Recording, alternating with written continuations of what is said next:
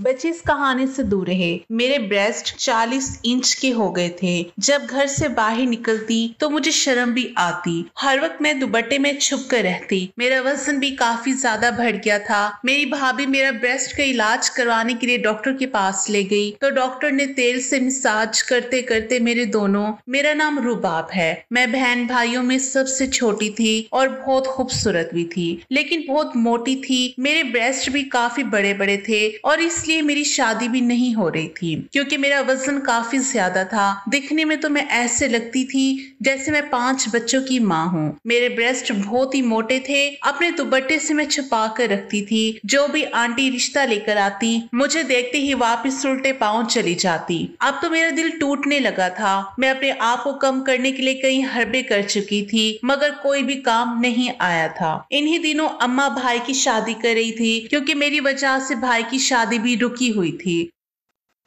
और भाई अब मुझे कोसने लगा था कि तू जैसी मोटी के लिए तो कभी भी रिश्ता नहीं आएगा। लेकिन मैं अब बहुत इंतजार नहीं कर सकता। अम्मा मुझे शादी करनी है। इस मोटी की वजह से मेरी भी उम्र निकलती जा रही है। अब तो मैं भाई की बातें सुनकर बहुत रोने लगी थी। मेरे ब्रेस्ट दिन ब दिन बढ़ते ही जा रहे थे, इसलिए मुझसे कोई भी शादी करना नहीं चाहता था। अम्मा ने कहा बेटी की शादी फिर हो जाएगी, अब बेटे की शादी कर देती हूँ। और फिर अम्मा जब भाभी को भी घर लेकर आई तो मैं देखती ही रह गई। भाभी इंतहाई खूबसूरत थी।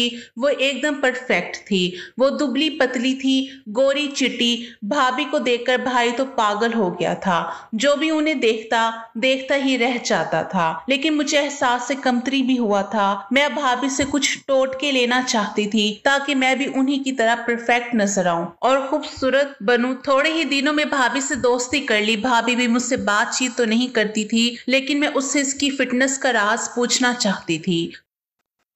कुछ दिन बाद मेरी भाभी के साथ बहुत ही अच्छी दोस्ती हो गई। अब भाभी मुझसे कहती कि तुम भी जल्दी से शादी कर लो। मैं भाभी से पूछती कि मैं शादी कैसे कर लूं। मेरे पास तो ना ही आप जैसी खूबसूरती है, ना ही मेरा वजन कम है, और मेरे ब्रेस्ट देखें कितने बड़े बड़े हैं। जो भी मेरा रिश्ता लाता है वो मुझे दूध पिलाती माँ समझकर भाग जाता है। दिन ब दिन ब्रेस्ट का साइज बढ़ता ही जा रहा है, इसलिए कोई भी मुझे नजर भरकर देखता ही नहीं। भाभी बोली इसमें क्या है, मैं तुम्हारा सारा इलाज कर दूंगी। मैं भाभी को हैरान होकर देखने लगी कि भाभी मेरा इलाज कैसे करेगी। क्या मेरे ब्रेस्ट का साइज छोटा हो सकता है? क्या मैं भी आपकी तरह दुबली पतली नजर आऊंगी? भाभी बोली कि हाँ बाबा हाँ, तुम एकदम स्मार्ट नजर आओगी। बस कुछ दिन तेरा इलाज चलेगा, फिर रिजल्ट देखने को मिलेगा। तेरा इलाज पूरा हो जाएगा और तू भी दुबली पतली नजर आएगी। तू अभी बुर्खा पहन, हम डॉक्टर की क्लिनिक चलते हैं। मैं बहुत ज्यादा खुश हो गई। मुझे तो यकीन ही नहीं आ रहा था।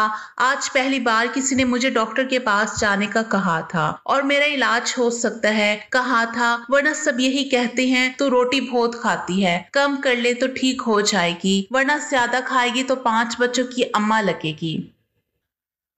भाभी ने बाहर जाकर एक रिक्शा रोका, फिर मुझे उसमें बैठने का कहा और बोली चलो मैं तुम्हें क्लिनिक में लेकर चलती हूँ और वहां जाकर तुम्हारा सारा इलाज हो जाएगा। भाभी की बातें सुनकर तो मैं अपनी खूबसूरती के ख्वाब देखने लग गई थी और मन ही मन में बहुत खुश भी हुई थी। मैं खुशी खुशी भाभी के साथ बैठी। हम तकरीबन आधे घंटे की मुसाफत पर वाक़ एक क्लिनिक में पहुंचे थे, मगर मुझे बड़ी हैरत हुई थी कि इस क्लिनिक पर कोई बोर्ड वगैरह नहीं लगा हुआ था, ना ही इसमें ज्यादा लोग थे। मेरे जैसे कुछ लड़कियां वहां बाहर बैठी हुई थी, जबकि कुछ के चेहरों पर बड़े बड़े दाग धब्बे और दाने थे। उनको देखकर मुझे अपना आप काफी बेहतर लगा। थोड़ी ही देर के बाद एक लड़की अंदर आई। वो इन सब औरतों को देखने लगी जो कि इस कमरे में बैठी हुई थी। फिर उसकी नजर मुझ पर पड़ी तो उसने अजीब से अंदाज में मुस्कुराते हुए मेरी भाभी को इशारा किया। भाभी ने भी उससे इशारों में ही कुछ कहा। मुझे देखकर बाहर आ गई। वो औरत मुझे देखकर बहुत खुश हुई। भाभी ने मुझे कहा ये औरत जो भी पूछे तुम सीधा सीधा जवाब दे देना, फिर यही तुम्हें बड़ी डॉक्टरनी के पास लेकर जाएगी। और हाँ, जो भी तुम्हें मसला है वो इन्हें बता देना ताकि तुम्हारे इलाज करने में आसानी हो। भाभी की इस बात को सुनकर मेरे दिल में फिर से एक उम्मीद जागी थी कि इससे मेरा मसला हल हो जाएगा। लेकिन मुझे क्या पता था कि मेरी किस्मत बदलने वाली है। भाभी तो मेरी जिंदगी बदल के रख देना चाहती थी और भाभी पर भरोसा करके मैं एक बहुत बड़ी गलती करने वाली हूँ। वो लड़की कमरे में लेकर गई। वहां पर भाभी मौजूद नहीं थी। मुझसे कहने लगी तुम्हारे ब्रेस्ट को नापना पड़ेगा और तुम्हारे वजन को तोलना होगा। पता लगाना पड़ेगा कि जिस्म में पानी कितना है और चर्बी कितनी। तुम इस बेड पर लेट जाओ, मैं मशीन लेकर आती हूँ। मैं बहुत हैरान हुई, लेकिन भाभी ने कहा था कि चुपचाप इस औरत की बात मान लेना, ऐसा ना हो कि बाद में कोई मसला हो। मैंने फौरन ही बेड पर लेटकर उसकी कहने के मुताबिक आंखें बंद कर ली। उसके बाद अल्लाह जाने क्या हुआ, मैं नहीं जानती थी। कुछ ही देर गुजरी थी कि कुछ आवाज सी आने लगी। शायद वो औरत कमरे में दाखिल हुई थी। बस फिर क्या था, मेरी आंखों पर किसी ने पट्टी बांध दी। मुझे बहुत डर लग रहा था क्योंकि भाभी भी आस पास नहीं थी। पट्टी बांधने के बाद मुझे कुछ पता नहीं चला। फिर जब मेरी पट्टी खोली तो मैं बिल्कुल वैसी की वैसी ही थी। क्या इस तरह करने से मेरा वजन कम हो सकता था और क्या मेरे ब्रेस्ट नॉर्मल हो जाते? मैं यही सोचती रह गई थी, लेकिन मुझ में कोई तब्दीली नहीं आई थी और ये अमल तकरीबन 5 से 7 मिनट का था। अलबत्ता मुझे अपने पूरे जिस्म में जलन सी महसूस होने लगी। मैंने उस औरत से पूछा कि ये क्या था, मेरे साथ तुमने क्या किया है? बोली कि मैंने तुम्हारा अल्ट्रासाउंड किया है। इसमें हैरानगी वाली कौन सी बात है? अल्ट्रासाउंड? मेरे दिमाग में फिर से बातें फिरने लगी। अल्ट्रासाउंड तो उन औरतों का किया जाता है जिनको कोई बच्चे वगैरह का मसला हो, लेकिन मेरा मसला तो कुछ और था। मैं सबसे पहले अपने ब्रेस्ट का साइज कम करना चाहती थी। दिन ब दिन बढ़ता ही जा रहा था, लेकिन यहाँ तो मेरा अल्ट्रासाउंड किया जा रहा था। लेकिन अल्ट्रासाउंड के लिए पेट पर एक खास किस्म का पानी लगाया जाता है और मशीन भी दूसरी होती है। इस औरत ने तो मुझे हाथ तक नहीं लगाया था। फिर ये कौन सा अल्ट्रासाउंड था जो बिना देखे हो गया? मुझे बहुत अजीब लग रहा था। फिर वो मुझे अपने सामने बिठाकर मुझसे बातें करने लगी। बोली कि तुम्हें कब से पता चला कि तुम्हारे ब्रेस्ट का साइज बढ़ने लगा है? तुम खाती कितना हो? मैं सारी बातें जो बोल रही थी वो एक कॉपी पर लिखती जा रही थी। यहाँ तक कि सारी मालूमात मुकम्मल हो गई तो उसने मुझे कहा, अब तुम बाहर आ जाओ और अपनी भाभी को अंदर भेजो। मैं डरते डरते बाहर चली गई। मुझे तो पता नहीं था कि मेरा साइज कम भी हो पाएगा या नहीं। भाभी को मैंने अंदर कमरे में भेज दिया। खुद मैं दरवाजे के बाहर खड़ी हो गई। मुझे दरअसल अजीब लग रहा था कि मैं यहाँ खड़ी रहूं। मैं तभी दरवाजे के करीब जाकर खड़ी हो गई तो मेरे कानों में भाभी और उस औरत की बातों की आवाजें आने लगी। तभी मुझे अंदर से हंसने की आवाज आई तो मैं हैरान हो गई कि भाभी की इस औरत से दोस्ती थी या वो उसे जानती थी पहले से ही, क्योंकि दोनों की हंसने की आवाजें बाहर तक आ रही थी। खैर मैं कुछ कर नहीं सकती थी। मेरी भाभी ही मेरा सब कुछ थी। भाभी थोड़ी देर के बाद कमरे से बाहर आई। उनका चेहरा बिल्कुल सपाट था। कहने लगी, चलो जल्दी से घर चलो, अब काफी देर हो गई है, तुम्हारा भाई भी आने वाला होगा। मैं उनकी इस हड़बड़ी को समझ नहीं पाई। मैं उसके पीछे पीछे आ गई, लेकिन मैं भाभी से पूछना चाहती थी क्या मेरा इलाज मुमकिन है, लेकिन भाभी तो इतनी जल्दी में थी कि मुझे मौका ही ना मिला। भाभी ने फौरन ही जाकर सड़क पर एक रिक्शा लिया और उसमें बैठ गई। पूरा रास्ता भाभी ने मुझसे कोई बात नहीं की। वो गुमसुम ही रही, शायद अल्फाज का चुनाव कर रही थी मुझसे बात करने के लिए, लेकिन भाभी के सामने मेरी जुबान भी खुल नहीं रही थी। आधे घंटे में घर पहुंचे। भाभी ने रिक्शे वाले को पैसे दिए और वापस भेज दिया। रिक्शे वाला मुझे बड़ी अफसोस भरी नजरों से देख रहा था। लगता था जैसे उसे सब कुछ मालूम हो, जो मुझे बताना चाहता हो। उसने मुझे आवाज भी दी कि रुकिए, बात सुनिए। भाभी ने उसे झिड़क कर वहां से भगा दिया था। मैं बहुत परेशान हुई थी। मेरा तो दिल चाह रहा था कि मैं भाभी से सारी बातें पूछ लूं, उनसे कहूं कि मैं भाई को बता दूंगी, लेकिन मैं क्या कर सकती थी? मेरा वजन बहुत ज्यादा था और साइज भी बहुत बड़ा था और उसके लिए भाभी ने ही मेरा इलाज करवाना था। जैसे ही हम घर में दाखिल हुए, भाभी मुझसे बात करने के बजाय अपने कमरे में चली गई। मैं भी उनके पीछे पीछे गई कि शायद वो मुझे मेरे इलाज के बारे में कुछ बताएगी, मगर उन्होंने फौरन से दरवाजा बंद कर लिया और मैं बाहर की तरफ खड़ी देखने लगी। काफी देर तक भाभी का इंतजार किया, मगर वो कमरे से बाहर नहीं निकली। मैं इस तरह मुख्तलिफ ख्यालात सोचती अपने कमरे में आ गई। तभी अम्मी ने मुझे बुलाया, कहा कि भाभी तुमको बुला रही है। मैं बाहर गई तो भाभी बहुत खुश लग रही थी। गले लगकर बोली, तू मेरी सबसे अच्छी बहन हो, मैं आज बहुत खुश हूँ, तेरा इलाज तो हो ही जाएगा। भाभी के चेहरे से खुशी के रंग झलक रहे थे। उन्होंने मुझे अपने पर्स से 2000 रुपए निकाल कर दिए और बोली, जो भी दिल करे मेरी तरफ से खा लेना। मैं परेशान होकर बोली, भाभी तुम मुझे मेरे इलाज के लिए लेकर गई थी और अब खाने के लिए मजीद पैसे दे रही हो, ये क्या बात हुई?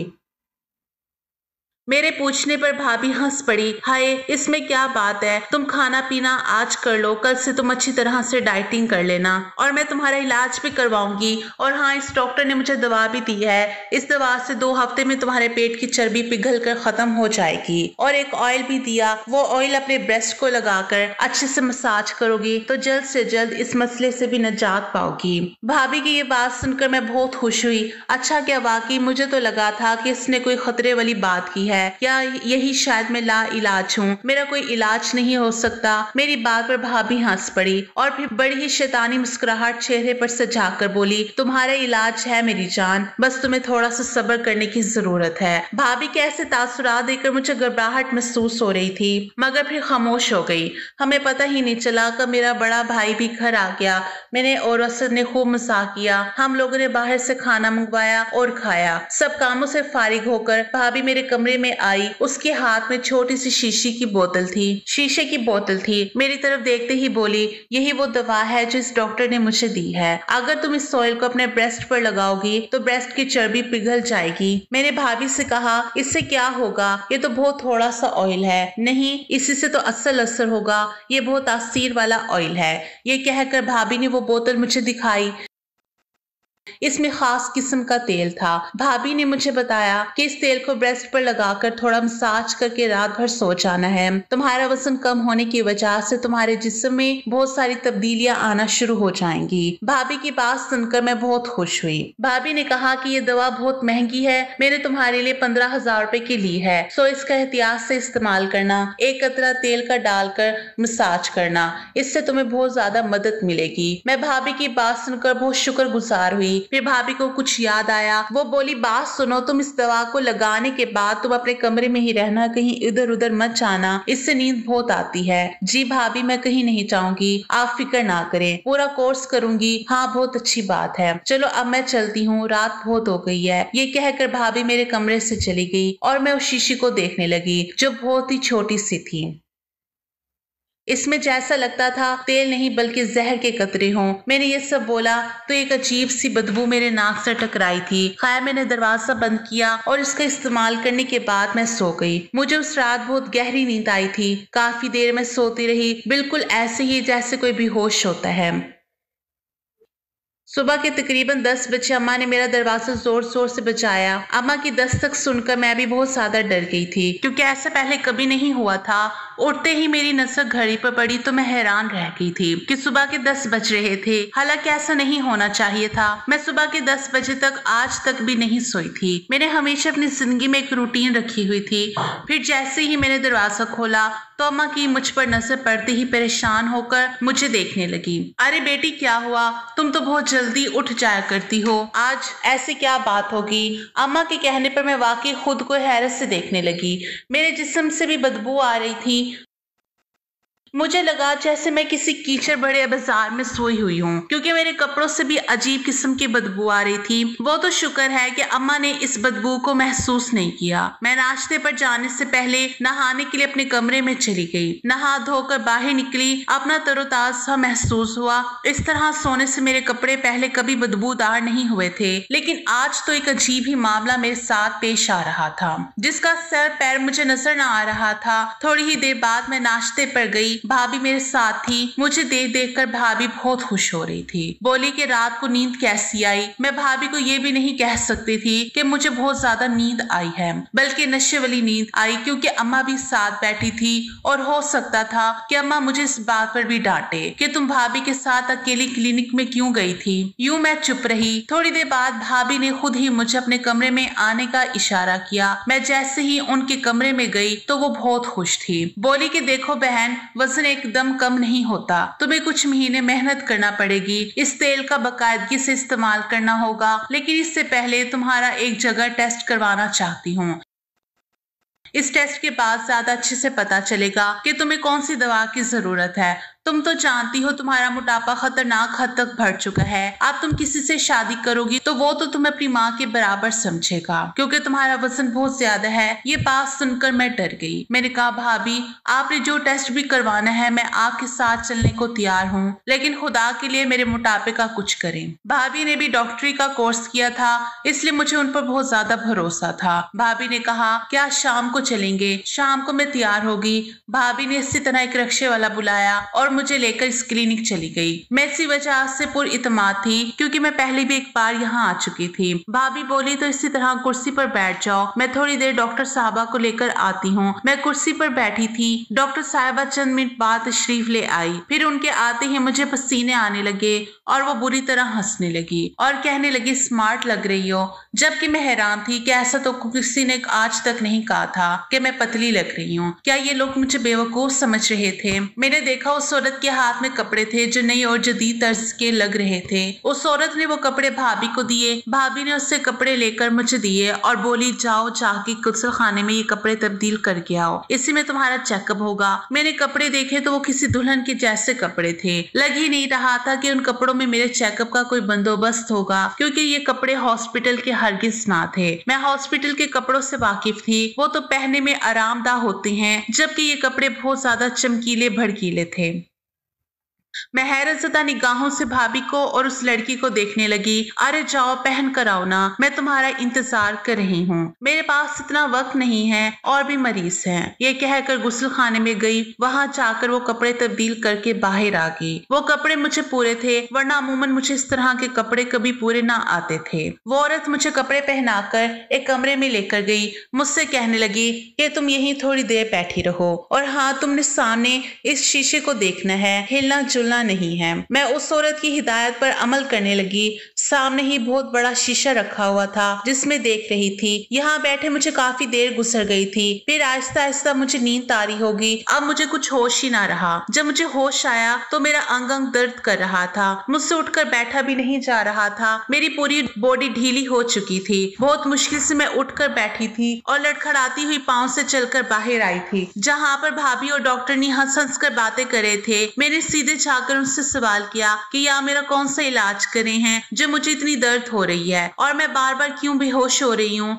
मैं अपनी बात सख्त लहजे में पूछ रही थी, लेकिन भाभी और डॉक्टर मेरी बातें सुनकर एकदम हैरान हो गई। फिर कुछ संभलते हुए भाभी कहने लगी, डरने की कोई जरूरत नहीं है। मेरी जान तुम्हारे जिस्म का थोड़ा सा मसाज किया है, और इसलिए ताकि तुम्हारे जिस्म से चर्बी पिघल कर बाहर आ जाए। ऐसा करने से ही तुम्हारा वजन घट सकता है। भाभी की इस तरह की बातें सुनकर मैं एकदम पुरसकून हो गई। मुझे सिर्फ अपना वजन घटाना था कि मैं भाभी की तरह खूबसूरत दिखूं, इसलिए भाभी की हर बात पर भरोसा करती जा रही थी। लेकिन मुझे उन पर शक भी हो रहा था, लेकिन मैं चाह कर भी उनको कुछ ना कह सकती थी, क्योंकि मैं जानती थी अगर मैं उनसे कुछ भी उल्टा सीधा कहूंगी तो भाभी मेरा इलाज नहीं करेंगी। इसलिए ये सोचकर मैं खामोश हो गई थी। फिर मैं भारी दिल के साथ घर चली गई थी, लेकिन घर जाने से पहले कपड़े और मेकअप उतार के गई थी ताकि अम्मा को इस बात पर शक ना हो। लेकिन क्लिनिक से जाने के बाद भी मुझे कमजोरी महसूस हो रही थी। मेरे जिस्म में भी काफी ज्यादा दर्द था, जिससे मैं ये बात अम्मा से नहीं कह सकती थी। इतनी ज्यादा मुझे नींद भी आ रही थी, इसलिए कमरे में जाकर फिर से सो गई।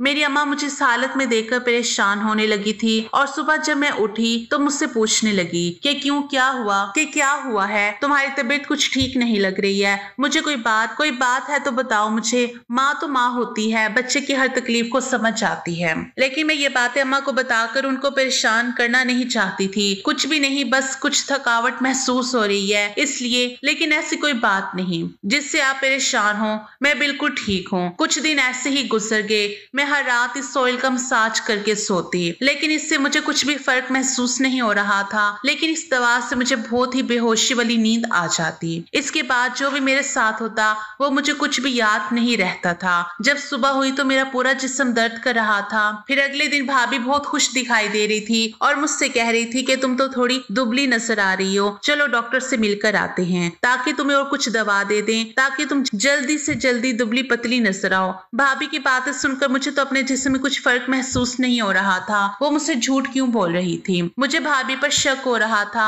इसलिए उनको पकड़ना चाहती थी कि भाभी मेरे साथ क्या कर रही थी। मैं भाभी के साथ क्लिनिक जाने के लिए मान गई। जब भाभी मुझे क्लिनिक लेकर गई तो मुझे फिर से वही दुल्हन वाले कपड़े पहनने को दिए और मुझे अच्छा सा मेकअप भी किया। मैं मौके का फायदा उठाकर मोबाइल में वीडियो ऑन करके एक जगह छुपा कर रख दिया ताकि मैं जान सकूं मेरे साथ क्या होता है, जिससे मुझे कमजोरी हो रही है। जो फोन मैंने वीडियो ऑन करके छुपाया था, जब मैंने उस वीडियो को ऑन करके देखा तो मेरे होश उड़ गए। मेरी तो दुनिया ही पलट कर रह गई थी। भाभी ने तो मेरी जिंदगी बर्बाद करके रख दी थी और मुझे तो इस बात पर यकीन नहीं आ रहा था ये वजन कम करने के चक्कर में मैंने भाभी पर भरोसा करके ये क्या कर दिया था। भाभी से नजरें बचाकर अब मैं यहाँ से भागना चाहती थी। अगर वीडियो की बात कहूँ तो वीडियो में ऐसी चीज थी जिसे देखकर मेरी जिंदगी बर्बाद हो गई थी। वीडियो जब मैंने देखी तो उसमें मुझे ऑयल लगाया जा रहा था और मैं आहिस्ता आहिस्ता बेहोश हो गई थी और जैसे ही मैं बेहोश हुई तो एक आदमी कमरे में दाखिल हुआ और दाखिल होते ही उसने मेरे साथ जबरदस्ती करके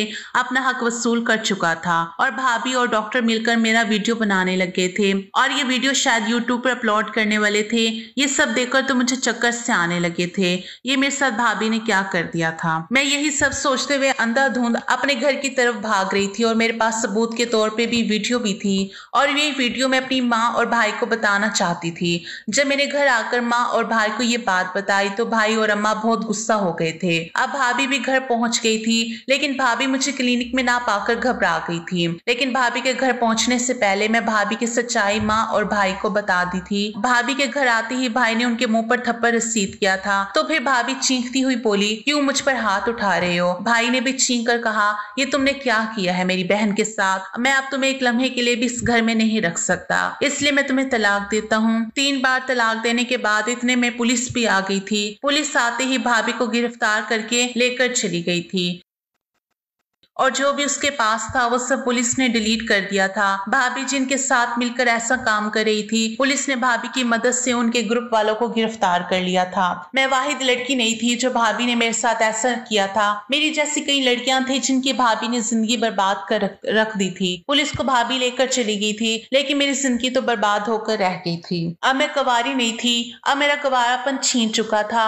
अब कौन मुझसे शादी करता? मैं और अम्मा गले मिलकर फूट फूट कर रोती थी। जो मेरी किस्मत में था वो मेरे साथ हो गया था, इसलिए अपने घर वालों को बताए बगैर कोई भी काम करना नहीं चाहिए था। हर बात अपनी माँ से शेयर करनी चाहिए ताकि आपको जिंदगी जीने में आसानी हो। आज की कहानी आपको कैसी लगी कमेंट करके जरूर बताइएगा और अच्छी लगी तो लाइक और शेयर जरूर कीजिएगा।